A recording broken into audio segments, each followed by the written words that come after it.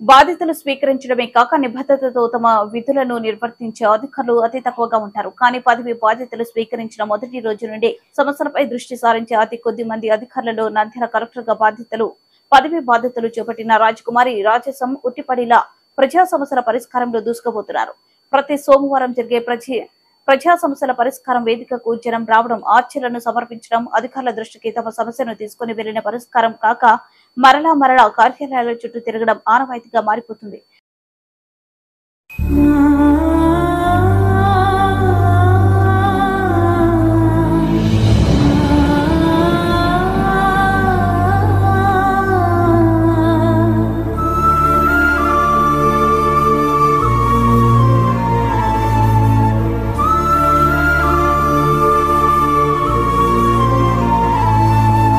అయితే నంద్యాల కలెక్టర్ గా బాధ్యతలు చేపట్టిన రాజకుమారి బాధితుల సమస్యలను అక్కడికక్కడే ఆయా శాఖల అధికారులకు పంపించి పరిష్కారం అయ్యేలా చూడాలని, తిరిగి బాధితులు కార్యాలయాల చుట్టూ తిరగకూడదని హుకుం జారీ చేస్తున్నారు.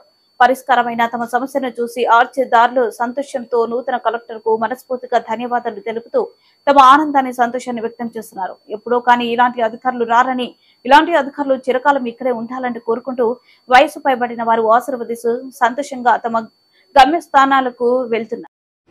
మరొకసారి వెరిఫై చేస్తారు. గవర్నమెంట్ ఇచ్చిన జీవో ప్రకారం గైడ్ లైన్స్ అన్ని పాటించారా లేదా అనేది చూస్తారు.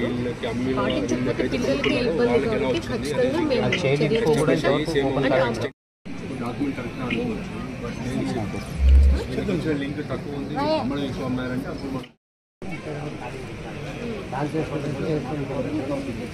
అదే తీసుకెళ్ళిపోండి. అది కానీ జవాబు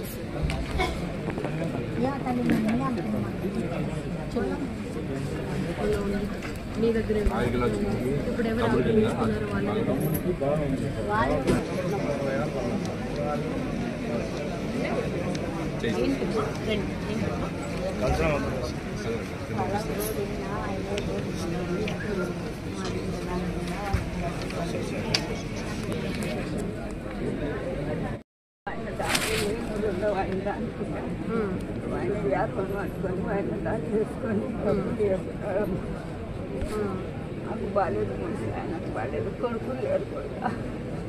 ఏం పర్వాలేదు, నేను ఎంక్వైరీ చేపిస్తాను. అవార్డు కాపీలో ఎవరు మీ పేరు మీద వచ్చిందా, మీ నష్టపరిహారం ఎవరికి ఇచ్చారు,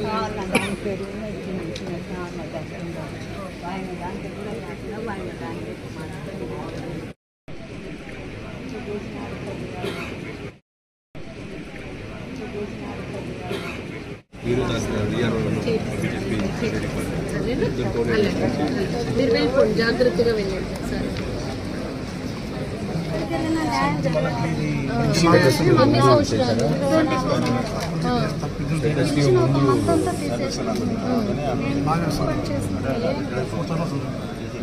ఇప్పుడు వస్తుందా?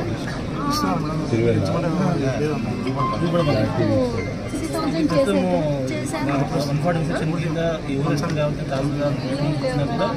కాదమ్మా, ఆ పెన్షన్ వస్తుందా లేదా?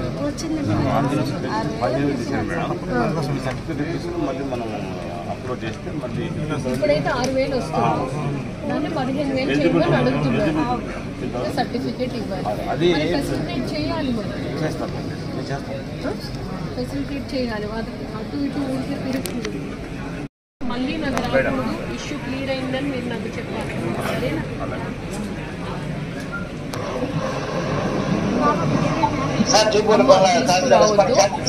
నా నోటీస్కి వచ్చిందంటే నేను ఖచ్చితంగా పర్స్యూ చేస్తాను, సరేనా?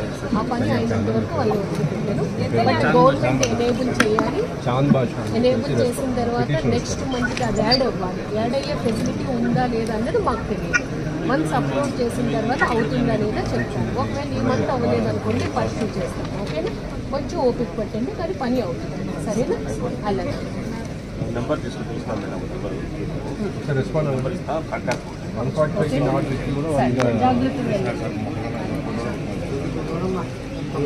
ఏ ఊరు నుంచి వచ్చారు?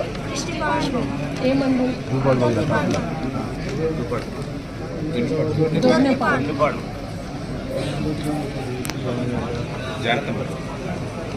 గారు మాకు న్యాయం చేయాలని వచ్చాము అన్న మా మాటను అంగీకరించి వెంటనే స్పందించి మా పెన్షన్ కొరకు వెంటనే రియాక్ట్ అయ్యి మాకు వచ్చే విధంగా ఆమె ప్రయత్నం చేస్తామని మాట ఇచ్చారు.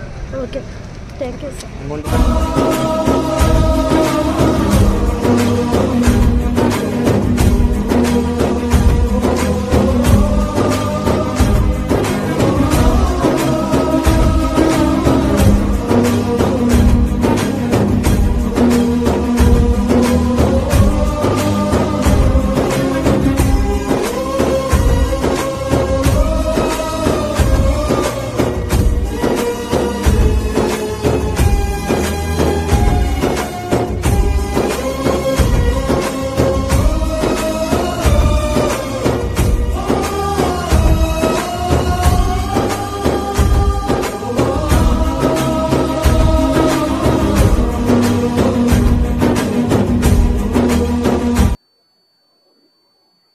నంద్యాల నుండి చాబోలు చుట్టుపక్కల గ్రామాలకు వెళ్లే రహదారులు అధ్వానంగా మారాయి.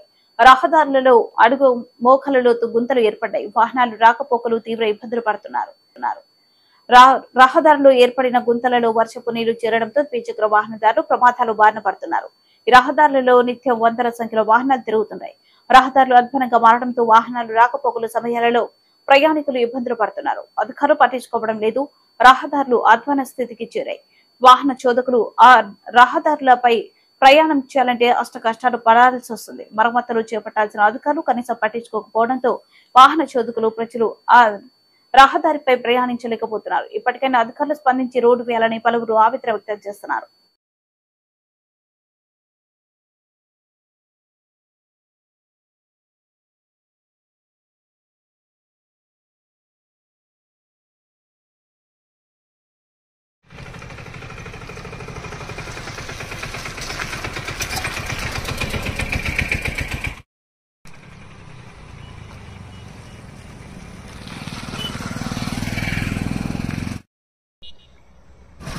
రోడ్ల పరిస్థితి బాగలేదు, చాలా ఇబ్బందిగా ఉంది. రోడ్లు అయితే బాగాలేవు నా రోడ్లు బాగాలేవు, ఇబ్బంది అవుతుంది. వ్యవసాయ మందులు తెచ్చుకోవాలంటే చాలా ఇబ్బందిగా ఉంది. రాత్రిపూట ఏదైనా చేసుకోవాలన్నా రావాలన్నా రాకపోకలకు ఇబ్బందికరంగా ఉంది. ఇప్పుడైనా మంత్రి గారు స్పందించి ఈ రోడ్డు వచ్చే కొద్దిగా పుణ్యం ఉంటుంది.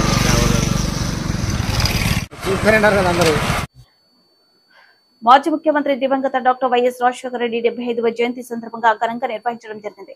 ఈ సందర్భంగా నంద్యాల టౌన్ అధ్యక్షులు దాసరి చింతలయ్య తిక్కస్వామి సర్కిల్ దగ్గర ఆయన విగ్రహంకు పూలమాలలు వేసి రాజశేఖర రెడ్డి కాంగ్రెస్ పార్టీ పిసిసి అధ్యక్షులుగా చెవెళ్ల నుండి ఇచ్చాపురం వరకు పాదయాత్ర చేసి ఆనాటి రైతుల కష్టాలను చూసి పార్టీ అధికారంలోకి వచ్చిన వెంటనే ముఖ్యమంత్రి హోదాలో ఉచిత విద్యుత్ పై సంతకం చేసి రుణమాఫీ చేసి ఫీజు రియంబర్స్మెంట్, ఆరోగ్యశ్రీ 108, 104, ముస్లింలకు 4% రిజర్వేషన్లు అనేక పథకాలు ప్రవేశపెట్టిన ఘనత ఆయనకి దక్కిందని చింతలయ్య అన్నారు. నేడు ఆయన కుమార్తె ఆంధ్రప్రదేశ్ పిసిసి అధ్యక్షురాలుగా విజయవాడ ముందు రాజశేఖర రెడ్డి 75వ జన్మదినంకు తెలంగాణ ముఖ్యమంత్రి, ఉప ముఖ్యమంత్రులు, అనేక మాజీ మంత్రులు, కాంగ్రెస్ పెద్దలు హాజరవుతున్నారని అన్నారు.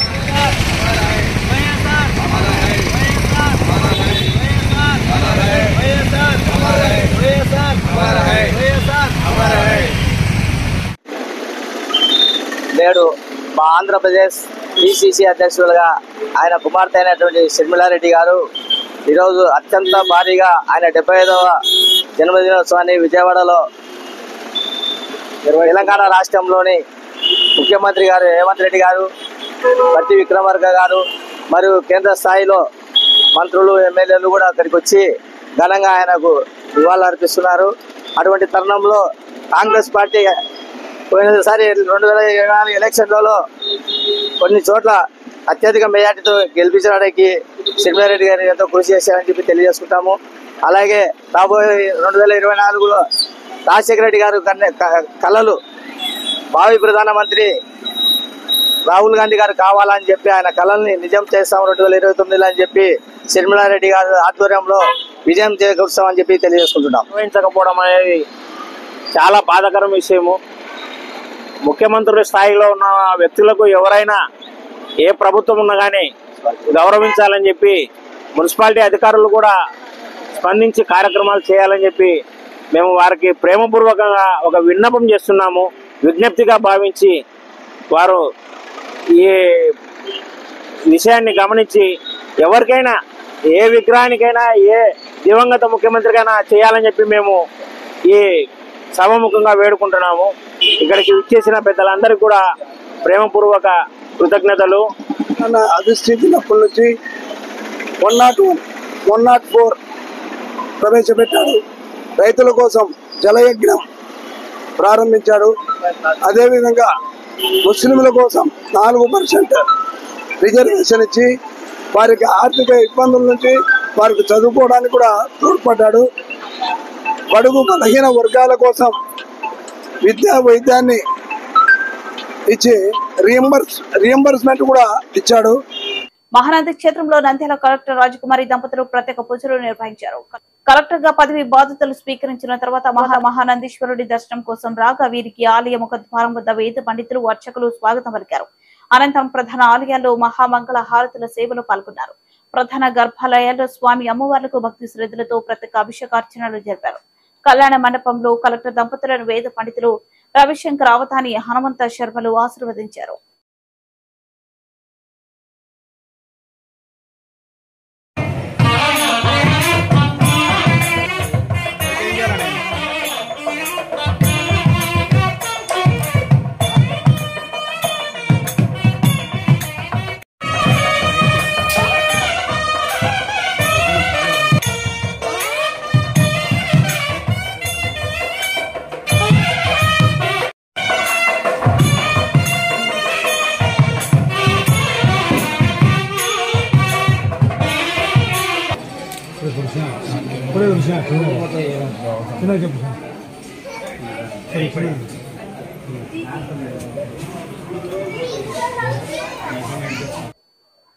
నంద్యాల జిల్లా పోలీస్ కార్యాలయంలో సోమవారం నిర్వహించిన ప్రజా ఫిర్యాదుల పరిష్కార వ్యవస్థ కార్యక్రమంలో నంద్యాల జిల్లా ఎస్పీ కె రఘువీర్ రెడ్డి ఫిర్యాదుదారుల నుంచి 89 ఫిర్యాదులను స్వీకరించారు. ఈ సందర్భంగా జిల్లా నలుమూలల నుండి విచ్చేసిన ఫిర్యాదుదారుల సమస్యలను జిల్లా ఎస్పీ అడిగి తెలుసుకుని సంబంధిత అధికారులతో స్వయంగా ఫోన్ లో మాట్లాడి చట్ట పరిధిలో ఫిర్యాదుదారుల సమస్యలను సత్వరమే పరిష్కరించాలని ఆదేశించారు.